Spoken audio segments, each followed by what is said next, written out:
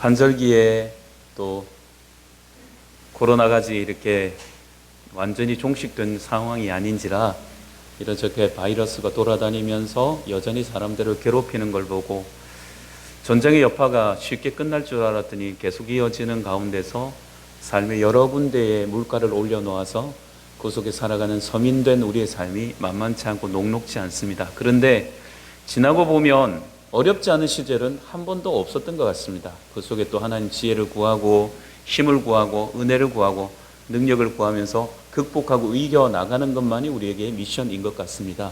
신자들에게 주어진 삶은 살아내야 하는 삶이니까 그 살아내야 하는 당위성만 부여된 그것을 누구와 함께 이길 것인 것만 집중하게 된다면 결국 지나고 보면 이기게 되어 있습니다. 낙심하지 마시고 주의 길을 곧게 함께 걸어가는 우리 모든 성도들이 되시기를 축복합니다. 살아오시는 날 이런 말 하실 때가 있고 들으실 때가 있고 있으셨지 않습니까? 아이고 누구누구 참 철들었네. 철들었네. 철들었다는 평가는 주변과의 관계 속에서 천방지축으로 자기만 알고 자기 하고 싶은 대로 하고 행동하면서 남에게 상처가 되는지도 모르고 마음대로 행동하면서 상처를 주고 무리를 일으키고 손해를 끼치던 삶에서 회개하고 돌이켜서 남들을 배려할 줄 알고 역지사지에서 이 말을 하면 상대방이 어떤 상처를 받을까 아픔을 겪을까를 알고 그래서 그 일들을 하지 않으며 사랑을 베풀어 준 사람에게 대해서 고마움을 알고 사랑한다고 말하고 고마웠다고 말할 수 있는 사람, 그래서 이제는 그 사랑을 흘려보낼 수 있는 위치에 와 있다라는 것을 볼 때 그 이전과 달라진 그의 삶을 보고 철들었다라고 말하지 않습니까? 부모님이나 아내나 남편이나 스승이나 선배나 친구에게 관계에서 역지사지할 줄 알고 이해하고 수용할 줄 알고 감사할 줄 아는 사람은 철이 든 겁니다. 신앙에서 철이 들었다는 것은 은혜를 깨달았다는 겁니다. 이전에 은혜를 모르고 천방지축 자기 잘난 줄 알고 내 인생을 살아갈 때 내가 마음먹은 대로 안 되는 게 어디 있어. 내가 마음먹으면 인맥이든 관계든 힘이든 다 동원하면 다 돼. 나는 지금까지 실패한 적이 없어. 그렇게 살아오다가 지나고 보니까 내가 살아온 것이 나에게 주어진 능력과 힘이 아니요 하나님의 도우심과 은혜였구나 라는 사실을 깨닫게 되는 게 철이 들었다는 거예요. 여러분, 그렇게 철이 든 신앙인들은요 특징은 견고합니다. 어떤 사건이나 사안에 대해서 일희일비하지 않아요. 아직까지도 물가에 있는 어린아이 같은 신앙은 늘 보면 사건과 사안, 자그마한 일이 있을 때도 크게 증폭시키고 그냥 아무것도 아닌 것도 지나가면 지나가는 것을 그냥 그렇게 문제를 야기시키고 근데 큰 폭동이라도 일어난 것처럼 호들갑을 뜨는 건 아직도 견고한 신앙, 철이 든 신앙이라고 할 수가 없습니다. 철이 든 신앙은 더하여 원망과 불평하지 않습니다. 그 속에서 늘 감사하고 소망을 길어내며 지쳐있는 사람에게 소망을 주고 그렇지 않아도 작은 문제 때문에 힘겨워하는 그 사람에게 어이구 큰일 났다 어이구 큰일 났다 어이구 큰일 났다 라면서 자꾸 휘발유를 끼얹어서 불을 크게 지피는 사람이 아니라 조금만 인내합시다. 하나님 함께 하십니다. 감사합시다. 하나님 내 인생에 이렇게 이끌어 오셨습니다 라고 사람에게 큰 것도 적게 만들어서 감사를 회복시키는 사람, 그 사람이 철이 든 사람이죠. 철이 든 사람은 행동을 함에 있어서 하나님 기뻐하시는 것 하고 하나님 싫어하시는 것 하지 않는 게 철이 든 신앙인입니다. 고난이 지속되고 응답이 더딘다 하더라도 그 지난하고 무료한 시간을 보낼 때도 여전히 하나님을 신뢰하고 따릅니다. 이게 철이 든 신앙입니다. 과정에서 그 사람은 깊어집니다. 지금까지 누려왔던 은혜를 토대로 내 신앙에 지금까지 누려왔던 그 은혜로 말미암아 그 은혜를 발판으로 지금의 상황에서 지금 은혜가 단절된 것 같고 내 인생이 고달프고 힘겹지만 지금까지 지나온 걸음을 보니까 이후의 삶도 반드시 유익하게 하시고 나를 새롭게 하시고 은혜로 빚어주실 것을 믿기 때문에 그 은혜를 토대로 지금도 견뎌내는 것, 그게 바로 성숙한 신앙, 철든 신앙입니다. 시편 23편을 기록했던 다윗은 바로 그런 사람이었습니다. 다윗의 신앙을 통해서 우리에게 신앙이 점검되기를 원합니다. 시편 23편은 단순히 내가 은혜 받고 위로받고 나에게 그냥 잔잔하게 마음에 감동을 주는 그런 신앙의 고백, 그런 어떤 내용이 아니라 그 속에서 삶을 살아낸 치열하고 그 치열한 흔적 속에서 여전히 하나님을 의뢰하고 신뢰했던 참된 성숙한 신앙, 철이 들었던 신앙의 고백이므로 그 고백 속에서 나는 지금 어느 지점까지 와 있는가? 나는 어떻게 살아가고 있는가? 그가 고백했던 신앙의 그 고백의 정점에서 그와 나의 관계는 어떤 것인가를 한번 본문을 통해서 점검하기를 원하는 것이죠. 성경은 66권으로 구성이 되어 있습니다. 그 중에서 대부분의 모든 성경은 하나님께서 우리에게 선지자를 통해서 하시는 말씀들입니다. 근데 시편이 가진 독특성은 지금까지 나에게 역사하시고 이끌어 오셨던 하나님, 선지자들을 통해서 말씀하셨던 하나님을 내가 깨닫고 보니 그런 하나님이군요 라는 자기가 만났던 하나님에 대한 소개와 더불어 그 하나님에 대해서 내가 감사하는 신앙을, 고백을 올려드리는 내용입니다. 내려오는 게 아니라 내가 높이 올려드려야 될 하나님에 대해서 나에게 모든 감사와 신앙의 고백을 올려드리는 주된 내용이 시편을 구성하고 있는 핵심입니다. 시편을 가만히 읽어보면 하나님께서 인생을 어떻게 다루시는지를 알 수가 있습니다. 그 다루시는 하나님에 대해서 영광을 어떻게 올려드리는 것인지를 알 수 있는 것이 시편입니다. 그래서 어떤 단어로, 어떤 문장으로, 어떤 삶의 고백을 통해서 하나님을 영화롭게 하고 높일 수 있는 것인지를 시편을 찬찬히 읽어보면, 아, 하나님을 이렇게 섬겨야 되는구나, 하나님을 예배할 때 이렇게 높여야 되는구나, 하나님을 높이는 예배의 과정 속에서 이런 단어를 사용해야 되는구나 라는 것을 명확하게 알 수가 있습니다. 그것을 가르쳐주는 내용 시편 23편 1절입니다. 같이 한번 읽어볼까요? 시작. 여호와는 나의 목자시니 내게 부족함이 없으리로다. 아멘. 근데 여러분들의 성경 속에는 박스 안에 뭔가 가로역기가 되어 있죠. 뭐라고 되어 있습니까? 다윗의 시. 그렇습니다. 이거는 1절 아래 포함이 되는 겁니다. 이것이 핵심 내용인 것을 의미하니까요. 근데 이게 히브리어는 이렇게 되어 있습니다. 미즈몰 레 다비드. 옛날 우리 다윗을 다비드라고 발음하잖아요. 영어 성경에서는 데이빗이라고 하는데 사실은 원어에 가까운 것은 데이빗이 아니라 다비드가 맞습니다. 그래서 다비드가 히브리어로 볼 때 다비드인데, 미즈모르 레 다비드라는 말은 뭐냐면 미즈모르라는 말은 음악을 만들다. 그래서 make a music이라는 단어인데요. 그러면 음악을 만드는, 그러니까 시편 23편은 그냥 단순한 시가 아니라 음악을 위해서 쓰여졌다는 것을 알 수가 있습니다. 그래서 음악을 만드는 시인데 그 메이크가 누구냐 하면 바로 다윗이란 말입니다. 그래서 다윗에 의해서 만들어진 음악, 이게 바로 시편 23편의 핵심 표제입니다. 그리고는 다윗이 이렇게 고백했습니다. 음악을 만들어서 고백을 하기를, 여호와는 나의 목자이시다. 여호와는 나의 목자이시다. 히브리어는 이렇게 말합니다. 여호와 로이라고 고백하고 있습니다. 여호와 로이. 로이는 목자입니다. 여호와는 하나님의 이름입니다. 그 여호와가 되시는 분은 나의 목자이십니다 라고 그는 고백을 했습니다. 그리고 이렇게 연결합니다. 로 엑사르. 로 엑사르. 로는 부정접두어입니다. 그러니까 엑사르라는 히브리어는 뭐냐면 부족하다라는 뜻인데, 부정접두사 로가 붙었으니까 부족함이 나에게는 없습니다 라고 고백합니다. 이 내용을 통해서 여러분과 제가 먼저 살펴봐야 될 부분이 이 부분입니다. 자, 여러분, 다윗에게 하나님은 누구이십니까? 여호와입니다. 자, 여호와라는 단어를 우리는 먼저 생각해 보지 않을 수가 없겠지요. 여호와라는 단어는 신성 사문자라고 우리는 신학적으로 표현합니다. 왜냐하면 히브리어 자음 4글자가 합쳐져서 하나의 단어로 형성되어 있기 때문에 그렇습니다. 요드라는 단어와 해와 와우와 해라는 자음이 합쳐져서 여호와라고 발음을 하는데요. 근데 이거는 영어 성경이나 개역 개정에서 음역을 해서 여호와라고 표기를 하고 있는 것이지, 실제로는 그 정확한 발음을 잊어버린 단어입니다.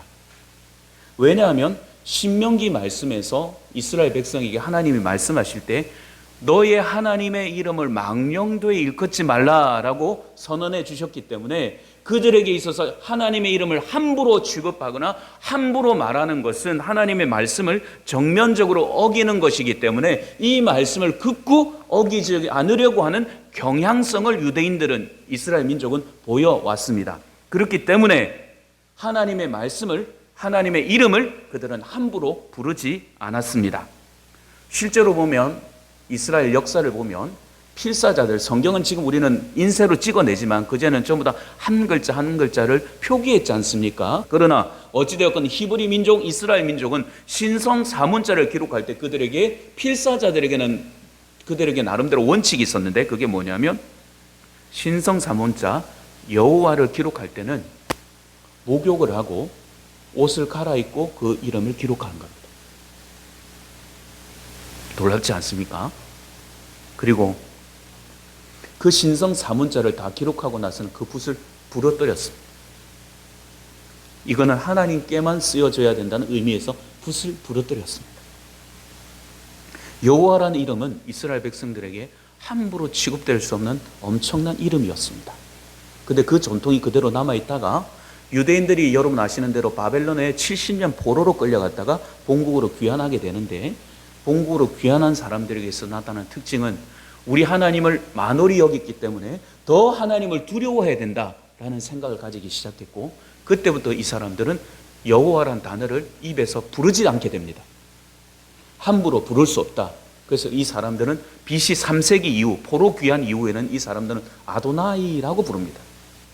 여러분, 여호와는 그의 이름이기도 하거니와 그의 이름에 담긴 본질적인 의미는 계약을 맺었었다는 겁니다. 계약은 혼자서 하는 게 아닙니다. 쌍방간의 계약을 맺는 겁니다. 이스라엘과 하나님과의 서로 이 계약을 어기지 않으면, 주신 말씀을 따라 살면 내가 너희의 보호자가 되고 지키는 인도자가 되며 너희와 함께 할 것이라는 하나님의 약속이 담긴 이름이 바로 여호와입니다. 그리고 더하여 이것이 기가 막힌 이름은 뭐냐면, 우리가 알다시피 이스라엘 백성은 계약을 먼저 어긴 쪽은 언제나 이스라엘 쪽이었습니다. 그러면 계약에 따른 페널티가 따르겠죠. 페널티가 있을지라도 하나님은 한 번도 그 민족을 포기하거나 버린 적이 없습니다. 일방적인 계약이죠. 이 얼마나 큰 은혜입니까? 그들이 잘났어가 아니라, 위대해서가 아니라 하나님의 주권적인 사랑의 선택하심의 결과를 따라서 그 백성들을 긍휼히 여기고 지키시고 인도하시고 공급하시고 위로하시는 그 놀라운 은혜가 그 이름 안에 담겨 있다는 것이야말로, 그 이름을 부를 수 있는 자격을 얻었다는 것이야말로 그 민족이 가진 특권 아니겠습니까? 하나님은 그들을 포기하지 않으십니다. 이스라엘 민족이 가졌던 특권, 그 특권이 이스라엘 민족 중에 하나였던 다윗에게도 곧 특권이었습니다. 여러분, 신앙은 여호와 이름에 담긴 본질적인 의미를 알아가는 과정입니다. 말씀을 통해서 여호와의 이름을 제대로 알게 되면, 그 이름을 더 깊이 알아가고 더 제대로 알아가게 되면 그분 앞에서 우리는 삶을 살아갈 때 그분의 뜻과 그분의 주신 말씀을 따라 살아갈 수밖에 없습니다. 여러분, 이스라엘 민족이 누렸던 그 특권은 이제 저와 여러분들에게 전위되었습니다. 이양되었습니다. 예수 그리스도를 믿는 모든 자들은 하나님을 감히 부를 수 없던, 이방 민족이 그렇게 부르고 싶어도 함부로 부를 수 없던 그분을 이제 우리는 마음껏 아버지로, 여호와로 부를 수 있게 되었습니다. 예수 그리스도께서 열어놓으신 엄청난 은혜의 비밀이자 축복입니다. 예수 그리스도를 통해서 믿음의 눈으로 여호와를 바라보게 될 때 그분의 행하신 일들과 그 백성을 이끌어 오신 은혜를 알게 되고, 그 은혜가 우리의 것임으로 인하여 우리는 감사할 수밖에 없습니다. 다윗은 눈을 열어서 여호와 되신 하나님을 바라볼 때 여호와, 그는 나의 여호와이다 라고 고백할 수밖에 없었습니다.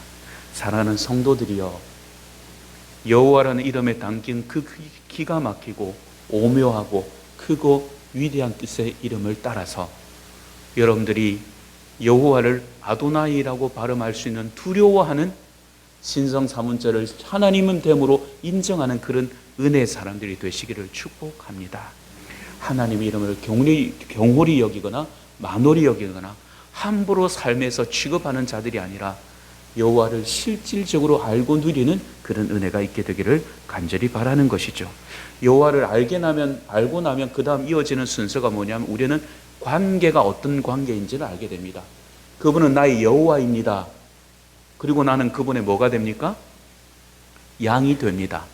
왜냐하면 그분이 나의 목자라고 했으니까 목자가 있다는 것은 그의 양이 있다는 전제를 깔리는 것이니까 그분은 우리의 목자이시고 우리는 그의 양입니다. 여러분 궁금하지 않습니까? 왜 많고 해필 많은 동물들이 있는데, 강아지도 있고 많은 동물들이 있는데 하나님은 굳이 많고 많은 짐승들 중에서 너희와 나의 관계가 양과 목자의 관계라고 설정을 해주시고 계속해서 그것을 반복적으로 말씀해 주실까요? 양의 특징에서 우리는 비밀을 찾을 수가 있습니다. 여러분 아시다시피 양은 강한 동물입니까? 약한 동물입니까? 약한 동물입니다. 그것도 아주 약한 동물입니다. 타 동물에 비해서 자기를 보호할 수 있는 능력치가 어떻게 보면 최대치가 아니라 최저치를 가진 동물이 바로 양이라고 할 수가 있습니다. 다른 동물들은 나름대로 강점이 있습니다. 제가 버킷리스트 중에 몇 가지가 있는데 버킷리스트 중에 하나가 탄자니아의 그 잔지바르를 가보고 싶기도 하고 세렝게티를 꼭 한번 가보고 싶습니다. 탄자니아의 그 넓은 초원에 온갖 국립공원에 돌아다니는 그 짐승들, 마음껏 활보하고 마음껏 뛰어다니는 그 짐승들을 제 눈으로 꼭 한번 보고 싶습니다. 버킷리스트입니다. 어느 날 제가 사라지거든 탄자니아 세렝게티에서 잠깐 머물고 있는 줄 아십시오. 여러분 그 초원을 달리는 동물들 한번 연상해 보면 초식 동물들마저도 그들은 예민한 귀를 가졌습니다. 예민한 귀와 더불어 화들짝 놀라서 그 놀람의 정도를 따라 도망칠 수 있는 튼튼한 다리를 가졌습니다. 얼마나 빠른지 모릅니다. 그 외에도 초식 동물들 중에 덩치가 크고 힘이 세고 뿔을 멋지게 가진 아이들은 그 뿔을 가지고 자기의 공격하는 들짐승들을 방어하거나 그 힘센 뒷다리로 뒷발질을 해서 자기 몸을 보호하는 기술이 힘이 있습니다. 육식 동물들은 그 날카로운 이빨과 그 날카로운 발톱으로 움켜쥐고 자기의 먹거리를 사냥하는 능력체들이 있습니다. 하다못해 변온 동물들이라도 할지라도 온도에 따라서 상황의 색깔이 바뀌는 그들은 그 색깔의 변환을 통해서 그들의 몸을 지켜내는 능력도 있습니다. 그 약한 들짐승 중에 구덩이를 파고 구멍을 파고 들어가서 자기 몸을 보호하는 능력치도 있고 하다못해 그렇게 미물이라고 말하는 지렁이조차도 땅을 파고 들어가면 아무도 그 땅속 안에서는 어찌할 수 없는 능력치를 가지고 있습니다. 그런데 이에 비하여 양은 자기를 보호할 수단이 없습니다. 뿔이 있다 하더라도 그거는 제대로 된 방어 기술로 사용할 수가 없습니다. 둥그렇게 이렇게 또아리를 트듯이 틀어놔서 이걸 가지고 들이받기도 용이하지가 않습니다. 방어용으로나 공격용으로 용이하지 않습니다. 끔거리는 또 얼마나 느립니까? 뒤뚱뒤뚱 끓는데 거기다 털까지도 엄청나게 풍성하게 자라서 그 아이는 빨리 달릴 수도 없습니다. 그런데 시력도 나빠요. 지독한 근시라서 멀리 내다보지를 못해요. 눈앞에 있어서. 그래서 양들은 낭떠러지에서 자주 떨어져요. 왜냐하면 멀리 보지를 못하니까 앞만 보고 가다 보니까 이게 낭떠러지인지 뭔지 몰라요. 정말 바보스러운 동물이에요. 그런데 그 바보스러운 동물에게 목자가 붙어 있을 때 그는 안전한 거예요. 이스라엘 민족은 녹축을 주업으로 하는 사람들입니다. 그렇기 때문에 3살 먹은 어린아이도 양과 목자의 관계를 압니다. 저 어리석은 양의 곁에는 목자가 없으면 죽는다, 살 수 없다는 것은 공식과 기본적인 상식입니다. 그 상식의 전제에서 하나님이 설명하기를 3살 먹은 아이도 이해하기를, 배우지 못한 사람도 듣고 이해하기를, 이해할 수 있도록 하기 위해서 너희가 봐라, 너희는 목축에 주로 종사하는 민족이잖니 너희들에게서 양이 어떤 것이며 목자가 어떤 것인지 너희들은 설명하지 않아도 알지? 양은 목자 없으면 죽어. 그게 너희 인생이야. 너희들은 나를 떠나서 살 수가 없어. 너희와 나의 관계가 바로 그거야 라고 말씀하시며 포도나무 비유에도 말씀하지 않습니까? 가지가 어떻게 잘리고서야 생존할 수가 있겠느냐? 가지는 나무에 붙어 있을 때, 뿌리와 함께 있을 때 생존할 수 있는 거야. 너희와 나의 관계는 그것이야. 여러분, 목자라는 단어의 원형은 로이라는 단어입니다. 로이는 라라는 단어에서 왔는데요, 이것은 풀을 주다라는 뜻을 가지고 있습니다. 그러니까 지금 풀을 주는 사람이 바로 목자이신데 여호와께서 우리를 위해서 그 일을 행하시는데, 그러면 목자의 하루가 어떤지를 살펴보면 그분이 우리를 위해서 어떻게 행하시는지를 알 수 있지 않겠습니까? 우리의 목자가 되신 하나님은 이런 일을 행하십니다. 목자의 일을 하루를 생각해 보시죠. 여러분, 양을 안 키워보셔서 모르시겠지만 짐승을 키워보면 그렇습니다. 제일 먼저 주인이 하는 것은 눈 뜨자마자 울타리로 가서 양의 숫자를 셉니다. 하나, 둘, 셋, 넷. 멀리 서서 그 숫자를 모두 다 파악하고 숫자에 오류가 없을 때는 그 양의 곁으로 다가갑니다. 그러면서 살핍니다. 큰 틀에서 숫자를 세고 자세히 가서 살펴봅니다. 껍데기에 이상이 없는지, 몸에 이상이 없는지 살피고 양의 마음도 살핍니다. 양들이 무슨 상처를 받아서 어떻게, 왜 털이는 없는지 그 속에서 살펴봅니다. 여러분, 반려동물을 키워보신 분은 알 겁니다. 강아지를 저는 저희 아이한테 배웠는데, 강아지가 워낙 후각이 발달해서 그 후각의 냄새로 주인의 감정을 읽는다네요. 저는 막내한테 배웠어요. 얘가 사람마다 체취가 있는데 감정이 화가 났을 때나 속상할 때나 슬플 때나 아플 때나 이게 냄새가 다르대요. 사람에게서 나는 냄새가, 체취가. 그래서 그걸 기가 막히게 반려동물이 오래 살다 보면 그걸 냄새로 후각으로 안대요. 그래서 주인이 슬퍼하면 가서 막 자기가 할 수 있는 최대치를 끌어올려서 주인을 위로한대요. 안겨서 부비기도 하고 뭔가 행동을 하고 예쁜 짓을 해서 그 주인이 슬픔을 이길 수 있도록 도와준대요. 놀랍지 않습니까? 근데 여러분, 말 못하는 짐승도 그 주인의 마음을 알아서 어떻게든 위로해 주려고 하는데, 교감하려고 하는데, 하물며 그 주인이 되시는 하나님께서 양의 내면의 슬픔과 아픔과 왜 괴롭고 왜 두려운지 그거 모르실까요? 아신단 말이에요. 목자는요, 양의 필요를 아셔요. 양이 필요한 게 뭡니까? 물 아닙니까? 풀 아닙니까? 안전한 바운더리 아닙니까? 진정한 목자는요, 자기 배고픈 것보다 양이 배고파할 때 더 힘듭니다. 마음이 괴로워요. 양이 물을 마시지 못해서 목이 애타할 때 이 주인은 그걸 보면 견딜 수가 없는 거예요. 자기 목마른 건 괜찮은데 자기 먼저 물 마시기 전에 양에게 먼저 물을 마시게 하고서야 물을 마시는 게 바로 주인 목자란 말입니다. 좋은 풀, 최상의 풀을 찾기 위해서 목자는 얼마나 애를 쓰는지 모릅니다. 자기 위에 무릅쓰지 않고 무릅쓰고 목자는 푸른 목초지를 찾아서 헤매는 것이 목자입니다. 풀이 없을 때를 대비해서 미리 풀을 베고 건초를 만들어서 풀을 저장하는 게 목자입니다. 시냇가로 물을 이끌어서 물을 먹입니다. 그런데 목자는 그 시냇가 중에서 잔잔한 시냇가를 찾아가지 물살이 센 곳으로 이끌지 않습니다. 왜냐하면 물살이 센 곳에는 그 어리석인 양이 물에 의해서 빠져서 떠내려갈 수 있기 때문에 그렇습니다. 물이 없는 곳에서는 직접 우물을 길어 올려서 물을 마시게 하는 게 목자입니다. 물을 마시고 풀을 떠는 동안 사주 경계를 하면서 위험으로부터 그의 양들을 지키는 게 목자입니다. 돌아와서 풀을 다 뜯기고 돌아와서는 다시 그 양의 숫자를 파악하는 것으로, 안전한 곳에 두는 것으로 목자의 하루의 일과는 마무리가 됩니다. 어쩌면 지금까지 소개되는 내용들을 찬찬히 살펴보면 목자는 정말 바쁘고 수고스럽고 긴장된 하루를 보냅니다. 그 속에서 양들의 안전이 확보된 이후에 겨우 여유 있는 한 끼의 식사를 할 수 있는 것이 목자의 삶입니다. 목자의 시선은 오직 양에게만 있습니다. 잠언 27장 23절입니다. 양떼의 형편을 부지런히 살피며 내 소떼에게 마음을 두라. 참된 목자는 그의 모든 삶의 여정을 오직 그 목자의 관심의 대상이 되는 양에게만 둡니다. 주님은 우리의 목자가 되셔서 우리에게 관심을 가지고 계십니다. 인도하시는 동안 목자가 양을 포기하지 않듯이 우리를 포기하지 않습니다. 여러분 보십시오. 목자가 요한복음 10장에서 등장하는데 100마리 양을 가졌는데 99마리는 안전했는데 돌아와서 숫자를 파악해 보니까 한 마리가 없어져 버렸습니다. 과정에서 잃었겠지요. 그 양을 찾기 위해서 저녁에 바로 길을 났습니다. 여러분, 현대 사회는 계산적입니다. 어느 것이 효율성이 있는지, 어느 것이 이익인지를 따집니다. 그런 측면에서 볼 때 목자는 대단한 리스크를 안는 겁니다.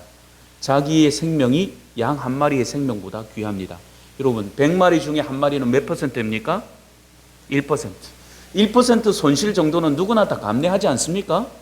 1% 정도의 손실은 손실일 축에도 못 들어갑니다. 1000만 원 중에 만원 아무것도 아닙니다. 100만 원 중에 10만 원 아깝기는 하지만 쓸 수 있습니다. 만 원 중에 1,000원 아깝기는 하지만 쓸 수 있습니다. 전혀 문제 없습니다. 왜? 9만 원 있고 9천 원 있고 900만 원 있고 9억이 있기 때문에 전혀 문제 없습니다. 감내할 수 있습니다. 그런데 양은 내용에 대한 실질적인 중요성을 따지지 않고 그 양을 사랑하는 마음으로 양을 찾아 나섭니다. 찾아 나서는 길에서 정갈을 만나게 될지도 모릅니다. 강도를 만나게 될지도 모릅니다.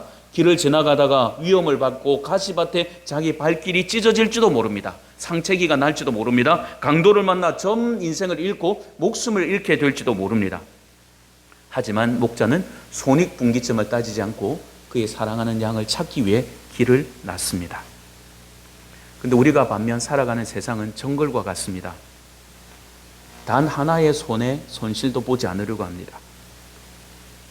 그런 사회 속에서 생명이 존재하는 공동체, 생명을 전하는 공동체, 생명이 솟아나는 공동체는 교회이어야 합니다. 왜 사람들이 교회를 비난할까요? 잘못해서요? 이런저런 이유가 있기 때문에, 타당한 이유가 있기 때문에, 근본적인 출발은 타락하는 교회는 뭐가 없기 때문에 그 타락할 수밖에 없냐면 생명력이 없기 때문에 그렇습니다. 목자의 정신, 목자의 마음이 없기 때문에 그렇습니다. 목자는 양을 사랑합니다.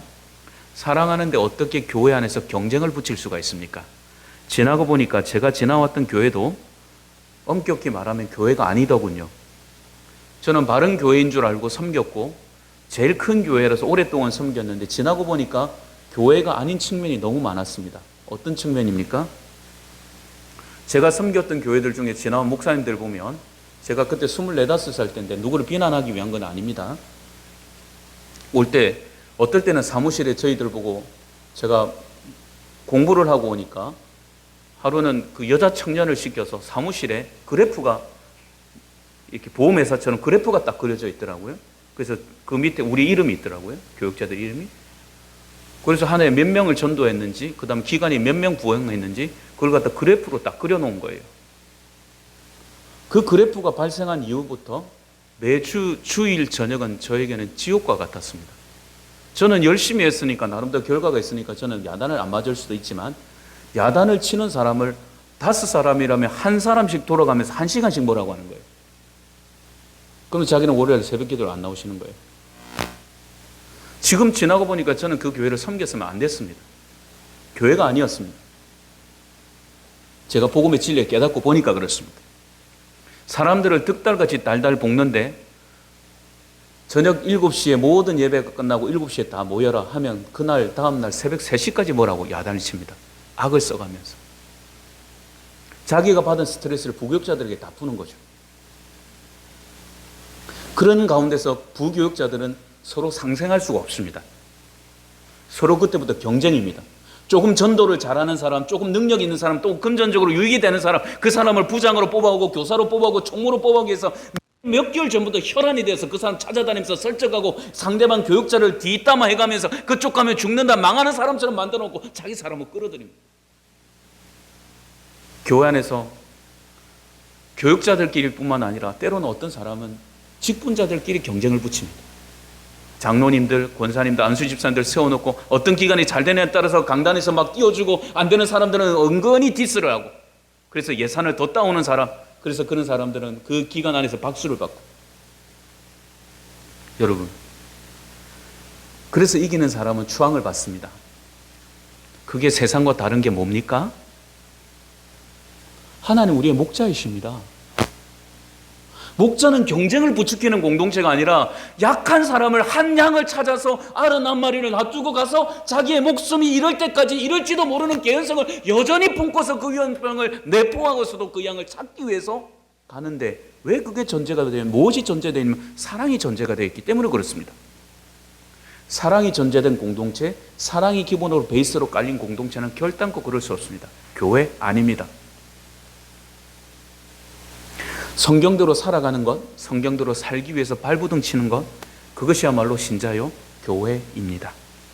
그런 측면에서 저와 여러분들은 오늘 우리 주님의 오늘 다윗이 고백했던 그 내용들을 우리는 깊이 알아야 합니다. 교회는 세상의 기준으로 운영되는 공동체가 아니라 하나님의 말씀의 원칙을 따라 운영되어야 하는 공동체입니다. 그 원칙은 목장을 사랑한 같이 영혼을 사랑하는 것, 그것이 제1의 교회의 설립의 목적이자 존재의 이유입니다. 근데 한번 생각해 보시죠. 많고 많은 양들 중에 1% 한 마리 양이 얼마나 됨이 중요하겠습니까? 별로 중요하지 않습니다. 이런 측면에서 한번 액면 그대로 생각해 보시죠. 천지 만물을 가지신 하나님이 우리 한 영혼, 저와 여러분들 한 사람이 그분에게 뭐 그렇게 대단하고 소중하겠습니까? 안 그래요? 액면 그대로 놓고 봅시다. 지금 이 시대에 살아가고 있는 65억 인구 중에 65만 분의 1인 우리가 뭐 그렇게 중요하고 대단합니까? 하나님 앞에서 하나님이 보실 때 우리 하나 사라졌다가 떠나가고 우리가 살았다가 죽어도 아무런 어떻게 죽어도 그분에게 관심 받게요. 솔직히 말하면 아무 관심 받게요. 전혀 그분의 리스크가 될 게 없다니까요. 근데 그런 아무 관심이 없어도 되는 우리를 위해서 그분은 리스크를 감수하셨어요. 자기의 사랑하는 아들을 우리 위해서 죽였어요. 십자가에서 모멸을 당하면서 죽였어요. 아무것도 아닌 우리를 구원하기 위해서, 아무것도 아닌 우리가 죄인일 뿐인 우리가 하나님을 아바 아버지로 부르고 나의 여호와라고 나의 목자라고 고백할 수 있도록 하기 위해서 그분이 우리를 찾아 나서셔서 오직 그분의 은혜로 그분의 모든 것들이 우리를 향해서 그 사랑의 긍휼이 우리를 향하심으로 인하여 우리는 그분의 자녀가 되었고 구원받는 은혜를 누리게 되었습니다. 여러분, 그래서 여러분들이 귀하신 거예요. 그래서 여러분들이 소중하고 아름다우신 거예요. 하나님이 그렇게 모든 것을 주시기까지 사랑해서 건질 만한 존재로 만들어 주셨기 때문에, 그분의 손길이 여러분들을 덮었기 때문에 여러분들은 존귀한 존재입니다. 그런 사랑을 깨닫고 나니까 다윗이 고백합니다. 나는 부족함이 없습니다. 근데 여러분, 이 말이 얼마나 웃기고 대단한 말인 줄 아십니까? 우리 다윗의 일생을 다시 한번 생각해 보자고요. 액면 그대로 놓고 보면 다윗의 인생이 정말 부족함이 없었습니까? 아니요. 부족함이 너무 많았습니다. 그는 결핍이 너무 많았어요. 언제 때부터? 아기 때부터, 아이 때부터 부모 자식이 서로, 부모 형제가 서로 우애하고 사랑하는 건 기본 아닙니까? 그런데 다윗은 자기 집안에서 부모 형제들로부터 외면당하고 멀리 이방인 취급을 당하던 아이였습니다.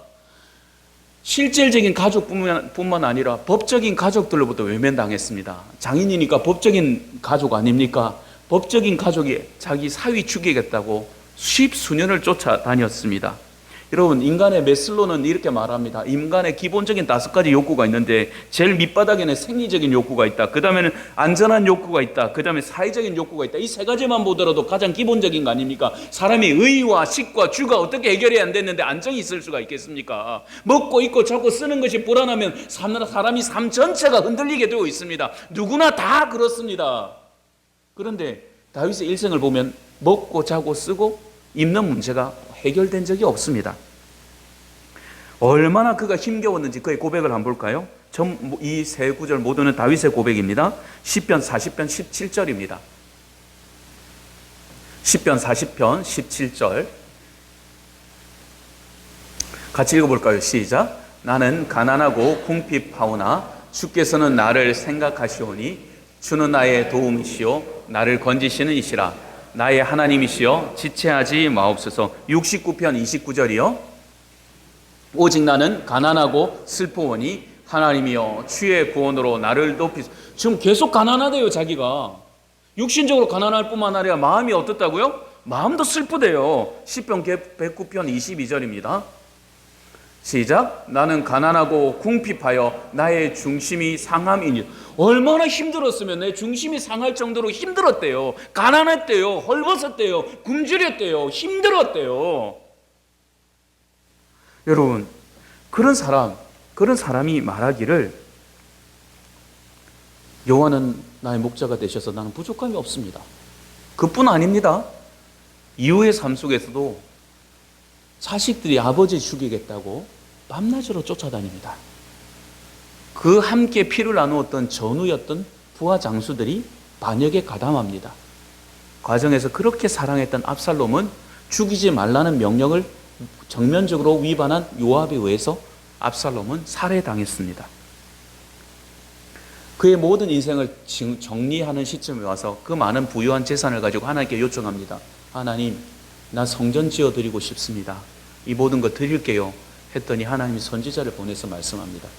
너는 군인이라 너무 많은 피를 흘렸기 때문에 너가 성전 짓는 건 나에겐 기쁨이 되지 못해. 여기까지 너는 충만해. 여기까지만 해. 인생이 거절의 인생이잖아요. 버림받은 인생이잖아요. 부족함이 없다고 말해야 될 사람이 아니라 정말 부족했습니다. 너무너무 부족했습니다. 엄청나게 부족했습니다. 엄청나게 정말 제대로 부족했습니다. 하나님, 이럴 수 있습니까? 우리 같으면 그래야 되지 않습니까? 근데 여러분, 믿음은 현실이 아니라 해석의 과정인 것 같습니다. 저도 부족할 때가 있습니다. 광야의 이스라엘 백성들 농사하지 않아도 만나를 내려주셨습니다. 광야에서 샘물을 주셨습니다. 그랬더니 말합니다. 우리는 너무 부족합니다. 이거 만족은 못합니다. 이것 가지고 안 됩니다. 어떻게 우리에게 이럴 수가 있습니까? 지금 하나님의 성막 가운데 하나님이 불기둥으로 임재하고 계셨고 하나님이 지금 뻔히 살아계시는데 하나님의 살아계심 속에서 그들은 대놓고 말하기 우리는 부족해서 못 살겠어요. 힘겨워서 못 살겠어요. 라고 말합니다. 결국 결핍은 실제적인 결핍의 문제가 아니라 그의 가진 믿음의 본질의 반응의 문제라는 것을 우리는 알게 됩니다. 여러분, 다윗은 하나님으로 가득 차 있었습니다. 그러니 그에게 있어서 결핍으로 느끼지 못했습니다. 모세도 40년 동안 결핍했습니다. 그러나 결핍으로 느끼지 못했습니다. 다니엘 결핍했습니다. 그러나 결핍으로 느끼지 못했습니다. 예수 그리스도 그의 인생을 볼까요? 마태복음 8장 20절입니다. 마태복음 8장 20절 같이 읽어볼까요? 시작. 예수께서 이르시되 여우도 굴이 있고 공중에 새도 거처가 있으되 인자는 머리 둘 곳이 없다 하시더라. 지금 여러분, 제대로 된 믿음을 갖춘 사람 모두는 결핍했습니다. 궁핍했습니다. 위기에 처했습니다. 그런데 지금 그들은 모두가 고백하기를 제자들 역시도 궁핍했다가 나중에 회심하고 성령의 역사를 경험하고 나서 모두가 이구동성으로 변함없이 고백하는 것은 여호와가 나의 목자가 되셨으니 나에게는 부족함이 없습니다. 여러분, 그들을 그 중심의 고백 속에 그 중심을 붙잡고 있는 게 뭐냐면 내 영혼 안의 중심에 아도나이가 있었기 때문에 그렇습니다. 여호와가 있었기 때문에. 여러분, 하나님의 뜻대로 살아가는 사람들에게는 부요가 있습니다. 요한복음 4장 31절과 34절입니다. 중요한 말씀이니까 조금 빠르게 진행하더라도 양해를 부탁드립니다. 같이 합니다. 시작. 그 사이에 제자들이 정하여 이르되 라비어 잡수소서 이르시되 내게는 너희가 알지 못하는 먹을 양식이 있느니라. 제자들이 서로 말하되 누가 잡수실 것을 갖다 드렸는가 하니 예수께서 이르시되 나의 양식은 나를 보내신 이의 뜻을 행하며 그의 일을 온전히 이루는 이것이니라. 조금 더하여 이해를 싣기 위해서 신명기를 봅니다. 신명기 8장 3절입니다. 그를 낮추시며 너를 추리게 하시며 또 너를 알지 못하여 내 조상들도 알지 못하는 만나를 내게 먹이신 것은 사람이 떡으로만 사는 것이 아니요 오직 여호와의 입에서 나오는 모든 말씀으로 사는 줄을 내가 알게 하려 하심이라. 신명기 말씀을 주셨거든요. 예수님이 이렇게 말씀하셨습니다. 마태복음 4장 4절입니다. 예수 같이 읽습니다. 예수께서 대답하여 이르시되 기록되었으되 사람이 떡으로만 살 것이 아니요 하나님의 입으로부터 나오는 모든 말씀으로 살 것이니라 하였느니라 하시니. 여러분, 이 맛 끊으면 못 끊습니다. 마약의 맛을 들인 사람은 마약을 못 끊듯이 영적인 맛을 들인 사람은 절대 비굴하거나 초라하거나 외면당하지 않습니다. 왜냐하면 지금 내 중심 안에 전능하신 여호와께서 계시기 때문에 그렇습니다. 사랑하는 신자들이여, 여러분들이 부요에 만족하고 명예에 만족하고 권력에 만족하고 그것에 맛을 들이면 들일수록 만족하고 부요함으로 부족함이 없을 것 같지만 그러면 그럴수록 여러분들은 하나님을 떠난 삶의 전제 속에서 그것이 채워지면 채워질수록 여러분들은 더 핍절하고 더 가난하며 더 하나님으로부터 주어진 은혜가 아니므로 그것으로 인해서 살아가는 삶 속에서는 여러분들은 더 초라해지게 될 것입니다. 반면 하나님의 영광으로 채워진 영혼들은 하나님이 그 안에 계심으로 세상이 줄 수 없는 든든한 양식, 생명의 말씀이 여러분들의 영혼을 터치하고 살림으로 인하여서 여러분들은 가난해도 가난해지지 않고 어려움에 처해도 비굴하지 않으며 눈물의 상황을 통과할지라도 웃을 수 있는 여유가 생기게 됩니다. 예수님이 그걸 누리지 않으셨다면, 다윗이 그것을 누리지 못했다면 그는 결단코 나는 부족함이 없습니다 라고 고백할 수 없습니다. 그러므로 사랑하는 성도 여러분들, 우리에게 어려워진 상황이 문제가 아니라 우리는 감사하지 못하는 멀어진 신앙, 하나님으로부터 멀어지고 이탈된 신앙. 여러분, 태양으로부터 멀어진 지구가 언제 멸망하는 줄 아십니까? 너무 가까이 가도 멸망하지만 너무 떨어져도 멸망해요. 너무 추워지면 모두 다 얼어 죽거든요. 우리가 하나님으로부터 멀어지면 우리는 얼어서 죽는단 말이에요. 영원히 얼고 모든 삶이 제대로 거쳐질 수 없는데 자꾸 하나님을 멀리하면서 여러분들 최선을 다하고 땀 흘리고 수고해봐야 그 속에서 하나님부터 멀어지면 그 영혼의 핏절로 인하여 여러분들은 더 깊은 괴로움에 빠질 수밖에 없어요. 하나님께 돌아오십시오. 하나님을 중심에 모십시오. 그러면 이렇게 고백됩니다. 빌립보서 4장 11절입니다. 시작. 내가 궁핍함으로 말하는 것이 아니니라. 어떠한 형편이든지 나는 자족하기를 배웠노니. 만족할 수 없는 상황 속에서 만족이 된답니다. 기뻐할 수 없는 상황 속에서 기뻐할 수 있답니다. 왜 이걸 우리가 안 하겠습니까? 여호와는 나의 목자가 되시니. 여러분들의 고백이 되시기를 소망합니다. 그러면 마지막입니다. 어떻게 될까요? 3절입니다. 시편 23편 3절. 내 영혼을 소생시키시고 자기 이름을 위하여 의의 길로 인도하시는도다. 여호와 나의 목자가 되시면 그분이 나의 영혼을 소생시키십니다. 여호와 로이 로 엑살. 그분이 나의 목자가 되시면 내 영혼에는 부족함이 없습니다. 그 주님이 여러분들의 심령을 강타하시고 여러분 중심에 계셔서 어떤 상황 속에서 흔들리지 않고 견고함으로 살아내는 승리하는 신자들, 그게 바로 저와 여러분들 되시기를 축복합니다. 이제 찬양하겠습니다. 여러분 고백하십시다. 하나님은 나의 힘이 되어 주십니다. 자기를 의지하는 자들에게 힘이 되어 주십니다. 그 하나님 놀라운 은혜를 여러분들 영혼 가운데 선포하실 수 있으면 좋겠습니다. 나의 하나님 여호와가 나의 곁에 계십니다.